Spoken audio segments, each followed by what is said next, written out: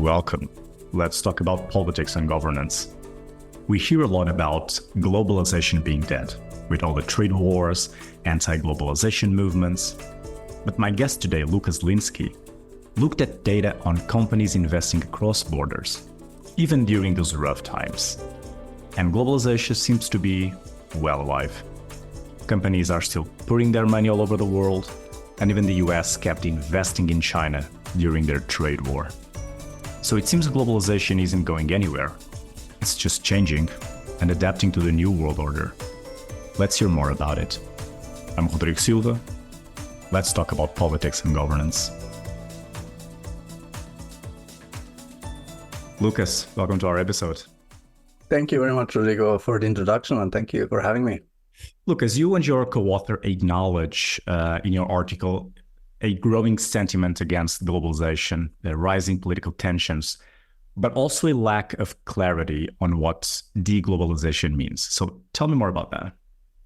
Yeah, so without any doubt, the last decade or so has been quite tumultuous for the global economy, right? We had Brexit, the election of Trump in 2016, followed by the COVID pandemic and the Ukraine war. So there's kind of really big shocks to the global economy, and there's been strong shifts in how policymakers and also academics talk about the global economy and about globalization. But as you point out, indeed, we emphasize in our article that there's not so much conceptual clarity about what we really mean, what is changing. And a big word is deglobalization, right?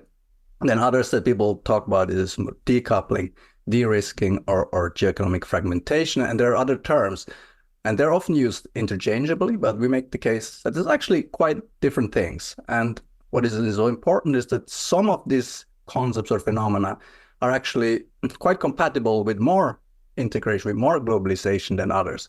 So for us, I think deglobalization would be a phenomena where the integration of the economy actually declines. So the share of trade or foreign direct investment flows, the share of GDP will be going down. So that would be kind of deglobalization, so less integration. But decoupling or de-risking are actually quite different. So decoupling is especially the West and China moving apart from each other. That's a possibility. We don't find evidence that this is the case, but even if it was the case, so if US and China move apart from each other, it does not necessarily imply that there is less globalization overall, because there can be accompanied by deeper integration within the Chinese bloc and the Western bloc.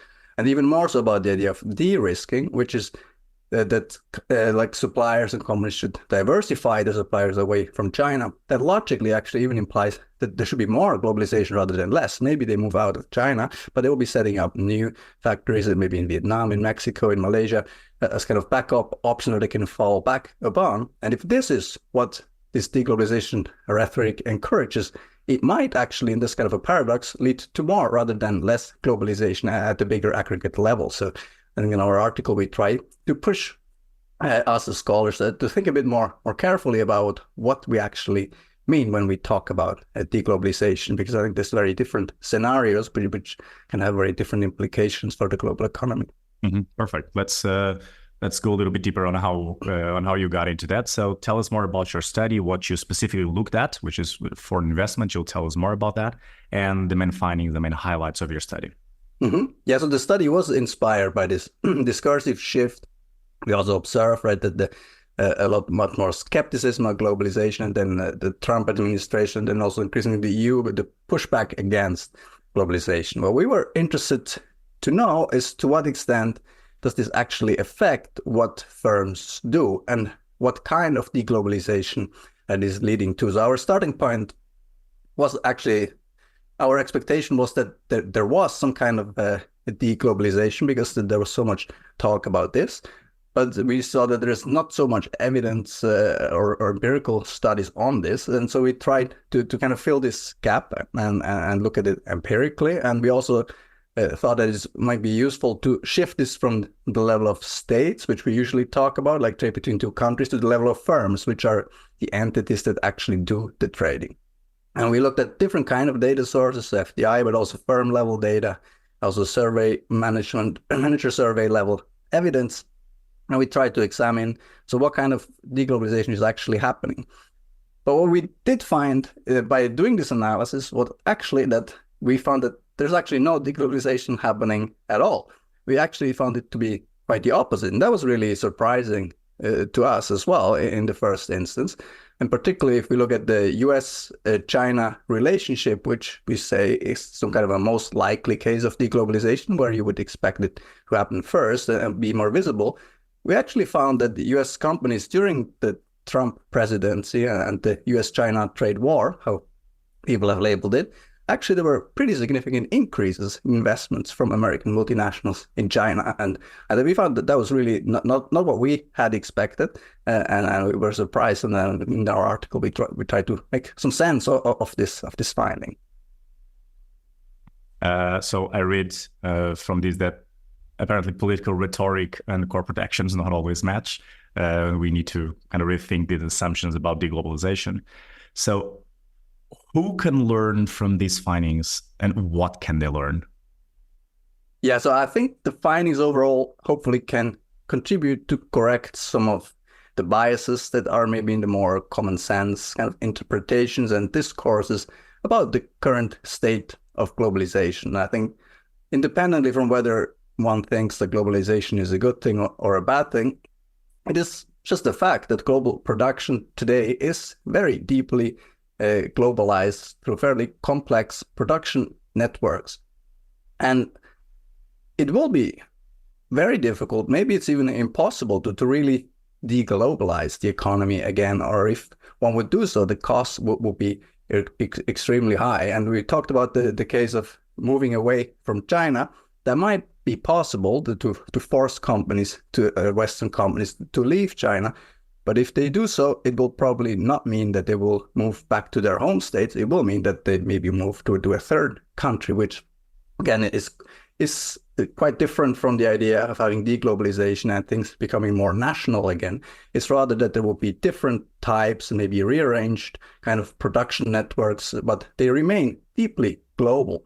And so I think our bottom line suggestion is that globalization is not going to end. It's going to stay with us, whether one likes that or not. I think that's simply a fact. Well, we have there a good punchline for the whole episode, but we'll go back to that. So what do you, academically, what's ahead of us now? So what should future studies focus on? Yeah, so I think in our study, we find, as you pointed out, that there is quite a gap between the discourse of policymakers on the one hand and what firms seem to be actually doing on the other hand. At the same time, of course, our paper is still relatively early, right? We only have data up to 2021, 22, and things are still moving, things are changing. So we're also not suggesting that nothing is changing at all. And we think there are things that are evolving. There are some transformations. Also looking at what the managers say of companies, they are increasingly concerned about geopolitical pressures. If you talk to, for example, managers of US firms in China, it's clearly more on the radar. They are looking at different alternatives. So things are in motion. But how we also phrase it in the article, what we think is happening is not so much move towards deglobalization, but rather re-globalization, so that there is some kind of adapted new forms of internationalization, and there might be some more geo-economicization of the infrastructures of globalization. But we don't really yet understand very well what is really happening and how it is happening and what is really changing and what stays the same. So, and I think that leaves a very big and important field of research that we hope we can study going forward to get a better grasp of in what ways globalization is actually adapting to this growing geopolitical rivalry between the main powers. Perfect.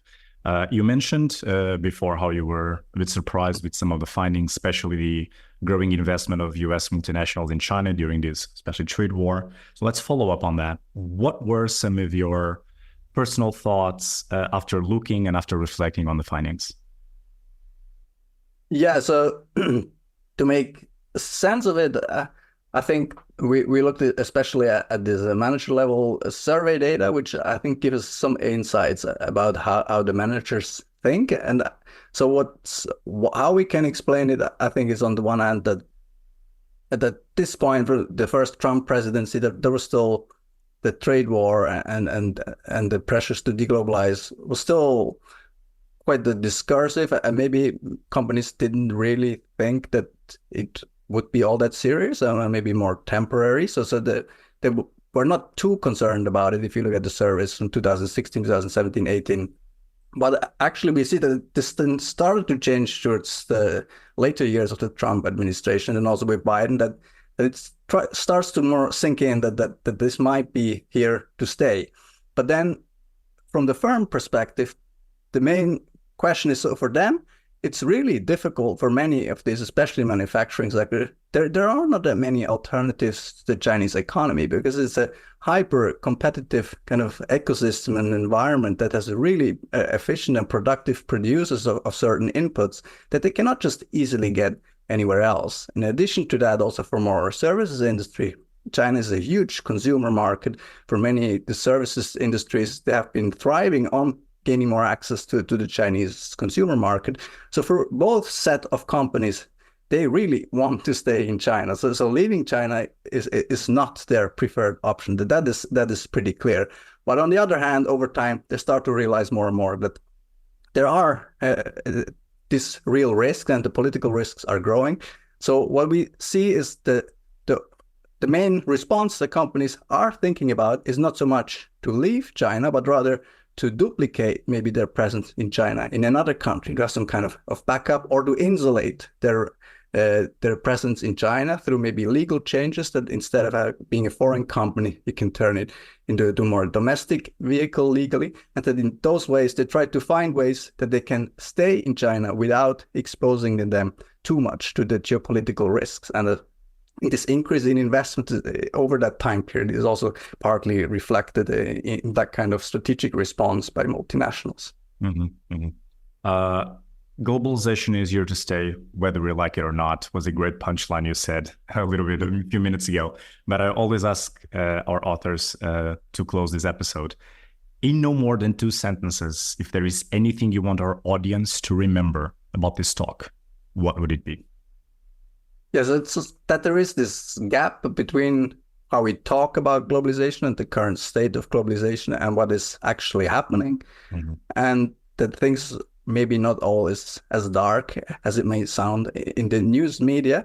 And that we need to also try to understand more how globalization is changing rather than assuming that it's at that end.